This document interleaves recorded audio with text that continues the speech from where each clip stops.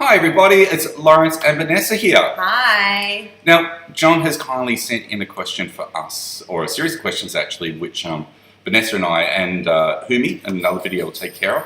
The first questions we're looking at: how seriously do employers take folio pieces that are either self-initiated or a brief take from such sites as Briefbox or tutorials?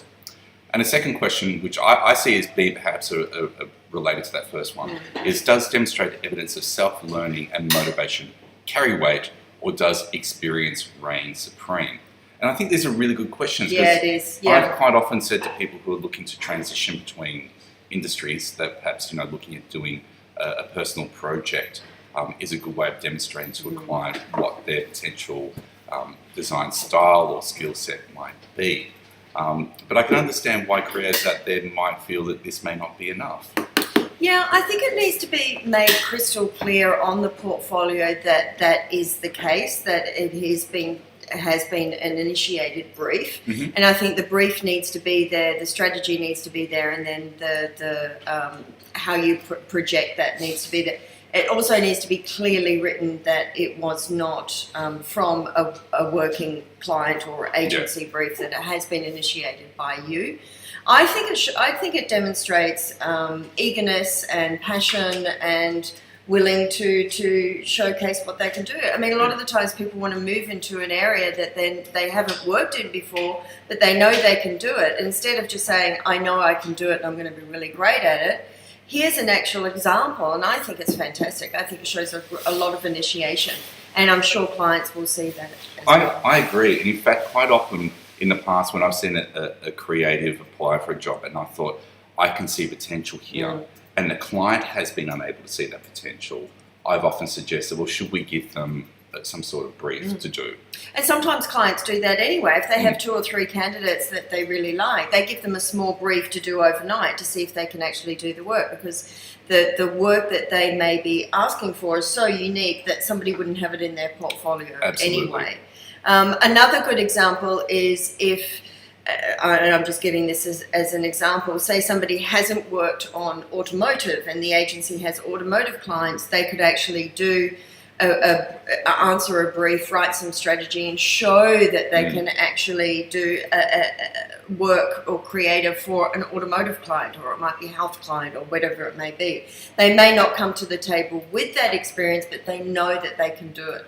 And by showing that work and demonstrating that just shows a lot of professionalism and showcasing your creativity. It reminds me of the old saying that if no one's knocking on your door, then you have to build a door. Yeah, that's true. And this is exactly what this is about. You know, and if people come and see me, I give very similar advice. I say, look, have you considered doing, personal projects? And put it in your folio, but make sure it is clearly labelled. Correct. You don't want people to feel misled. Correct. That perhaps you were trying to, pull the wool over their eyes and make them think that this is commercial work. It has to be clearly labelled. And the other thing I'd say is make sure that you do it within a time frame that you would expect to do on site with your client as well. That's also very good. Because I think that's a common criticism I hear from people, especially when it comes to juniors, is that the time frames in which they have to create work is not realistic compared to what would be in a real life scenario. True. That's true. And talking about juniors, actually, that's the only way that I can actually judge juniors' work is the briefs that they have had at university. So that has always been clearly shown on juniors' portfolios, that this was a brief, this was a strategy, and this is how I answered it. I think it's a great way of demonstrating. So if it's somebody else that has had experience in a different area and then is wanting to go into another area, we would take into consideration the time that they have spent on the other client and their aspiration to move into a different area and their creativity for that. So it's a whole package that we would take into consideration, and not just the work they are doing to get to that next step. Absolutely. And in regards to if clients are going to appreciate that work, or if they're going to find value in that kind of work, it's very hard to answer because each client is going to be different as well.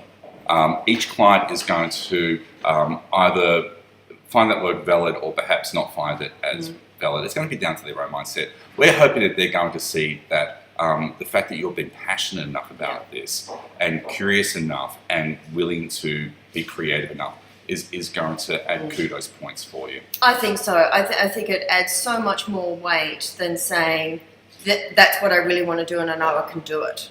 I mean, how are we or a client supposed to judge that? So Absolutely. I think it's a great question that that John sent in, and I'm glad he sent it in because we've had a lot of discussions about Well, absolutely. And in fact, even if I was to put on my acceptance and commitment therapy cap for a moment, what other options do you have?